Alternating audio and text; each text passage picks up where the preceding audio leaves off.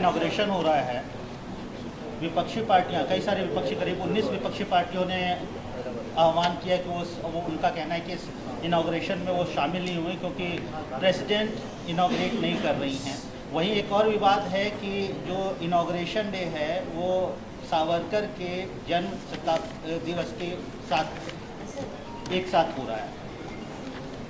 देखिए, आपके सवाल का जवाब मैं इस तरह दूंगा कि 2019 के जब लोकसभा के चुनाव हुए, इंतखाबात हुए, इलेक्शन के बाद लोकसभा में वज़ीर आज़म प्रधानमंत्री ने एक ऑल पार्टी मीटिंग बुलाई थी और उस ऑल पार्टी मीटिंग में जितने पॉलिटिकल पार्टीज़ लोकसभा राज्यसभा में उन सबको दावत दी गई थी। उस ऑल पार्टी मीटिंग में ये एजेंडा था कि one nation one election, what more needs to be done to strengthen the democracy of India, हमारी लोकतंत्र को मजबूत करने के लिए और क्या करना चाहिए, और एक तीसरा पॉइंट था मुझे याद नहीं आ रहा। तो उसमें जितने पॉलिटिकल पार्टीज थे उन सब ने तकरीबन, जो मेरा मेमोरी अगर मेरी राइट है, तो सब ने एग्री हो गए थे वन नेशन इलेक्शन के लिए, सिवाय हमारी पार्टी के। जब मैं था और येचूरी साहब और मैंने वन नेशन वन इलेक्शन को संविधान के बेसिक स्ट्रक्चर के खिलाफ करार दिया था और कहा था कि प्रधानमंत्री ये चाहते हैं कि देश में सिर्फ उनकी पार्टी मजबूत रहे और कमज़ोर कांग्रेस रहे और बाकी सब पार्टियां ख़त्म हो जाए। तो काफ़ी प्रधानमंत्री मेरे उस बोलने पर उनका चेहरा बता रहा था, वो बड़े नाराज़ हो गए थे। उसके बाद मैंने इस बात को कहा था कि आप एक नई लोकसभा बनाइए, इसलिए कि जो मौजूदा लोकसभा है वो अगर पार्लियामेंट में अगर किसी बिल पर डिबेट हो रही है या प्रेसिडेंट मोशन पर डिबेट होती है, नो कॉन्फिडेंस होता है, तो बिल्कुल ऐसा लगता है कि आप मैंने एक चौको ब्लॉक यानी बहुत ही इनकन्वीनियंस हुआ था उसमें, और उसमें सहूलतें भी नहीं है। तो खैर प्रधानमंत्री जो अपना जवाब दिया वो बड़े नाराज़ हुए मेरे उस बोलने पर कि ओवैसी ने वन नेशन इलेक्शन के ख़िलाफ़ उसने कहा, और उन्होंने मिसालें दी। उड़ीसा में पटनायक साहब जीते विधानसभा और हम लोकसभा जीते, जगन दोनों जीत गए। फिर बाद में प्रधानमंत्री ने कहा कि हाँ हम सोचेंगे, वो रिकॉर्ड्स वो मिनट्स होंगे लोकसभा में गवर्नमेंट के पास, वो आप देख सकते हैं अगर वो दिए तो। उन्होंने कहा कि हाँ मैं देखता हूँ कि नई पार्लियामेंट बनाना नहीं बनाना। तो पहली पॉइंट तो ये है कि नई पार्लियामेंट की ज़रूरत है, इससे कोई इनकार नहीं कर सकता। दूसरा ये कि जब मीरा कुमारी साहिबा लोकसभा के स्पीकर थी तो उन्होंने एक प्रपोज़ल मूव किया था कि नई लोकसभा बनना चाहिए। उसके बाद उन पर यूपीए में कुछ कॉन्फ्लिक्ट हुआ, वो प्रपोज़ल ड्रॉप हो गया।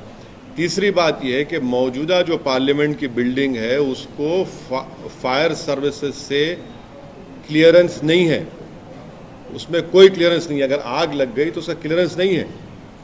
आप लोग मीडिया के लोग तो सिर्फ सेंट्रल हॉल में कभी आते थे, वो भी मोदी साहब ने सेंट्रल हॉल में आपका आना भी बंद कर दिया।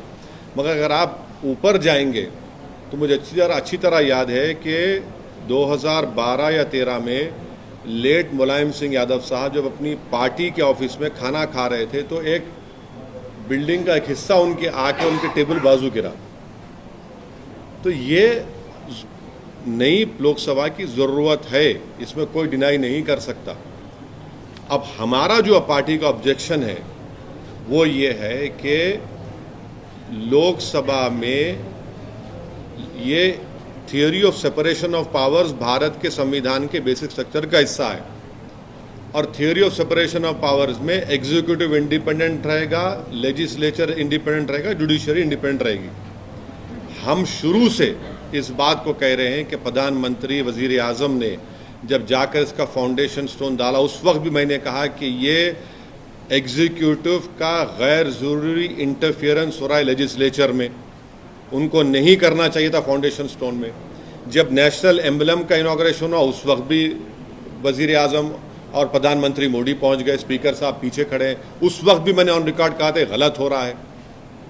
आज भी मैं कह रहा हूं कि इसका इनॉग्रेशन प्रधानमंत्री को नहीं करना चाहिए, क्योंकि ये theory of separation of powers का वायलेशन है।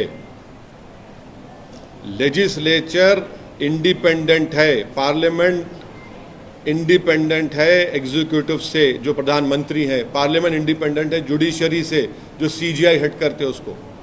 तो इसीलिए हम इसका अपोज कर रहे हैं कि प्रधानमंत्री को, वजीर आजम मोदी को इस नई पार्लियामेंट की बिल्डिंग का इनॉग्रेशन नहीं करना चाहिए, क्योंकि ये theory of separation of powers का ग्रॉस वायलेशन है। ये स्पीकर के डोमेन में, लेजिस्लेचर के डोमेन में एग्जीक्यूटिव इंटरफियर हो रहा है। दूसरी बात यह है कि ये जो अपोजिशन पार्टीज के लोग हमसे कोई कांटेक्ट नहीं किए, हमारी पार्टी से। अब क्यों नहीं किए वो उनसे पूछ लीजिए, क्योंकि उनकी नज़र में हम अछूत हैं, अनटचेबल हैं हम। मगर वो लोग जो बोल रहे हैं कि प्रेसिडेंट को करना चाहिए, वो भी गलत है। वो गलत है, इसलिए गलत है क्योंकि आर्टिकल 53(1) पढ़िए आप लोग। आर्टिकल 53(1) ये कहता, the executive power of a union shall be vested in the president and shall be exercised directly or through officers subordinate to him in accordance with this constitution. Article 53(1) तो वो तो president भी तो executive का हिस्सा है, पढ़ते नहीं है ये लोग। इसीलिए हम कह रहे हैं कि स्पीकर कस्टोडियन है लोकसभा का और स्पीकर को करना चाहिए। हम देश के वजीर आजम से, प्रधानमंत्री से ये डिमांड करते हैं कि आप पीछे हट जाइए। आपका तो नाम आ जाएगा फाउंडेशन स्टोन में, इनॉग्रेशन स्पीकर ओम बिरला साहब करने दीजिए और पूरी देश को मैसेज दीजिए कि आप theory of separation of powers को मानते हैं, आप संविधान को मानते हैं और बेसिक स्ट्रक्चर को आप मानते हैं। ये हमारा ये कहना है इस पर। और सुनिए, क्योंकि प्रधानमंत्री अगर राजी हो जाते हैं कि स्पीकर ओम बिरला इस कांग्रेस इनॉग्रेट करेंगे तो एमआईएम पार्टी उसमें उस फंक्शन में जाएगी।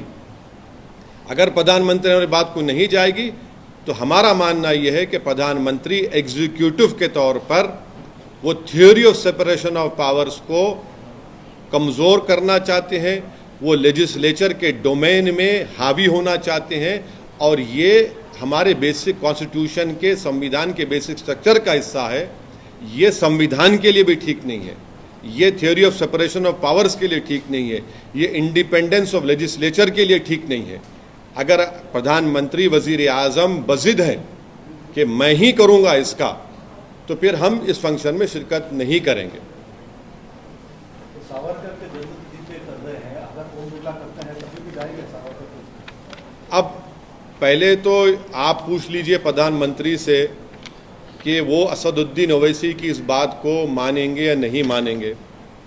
जब अगर वो पब्लिकली कहेंगे कि ओम बिरला साहब स्पीकर हैं और वो इनॉग्रेट करेंगे, तो फिर आप आकर हमारे सामने माइक पकड़ के खड़े हो जाइए, हम आपको बता देंगे।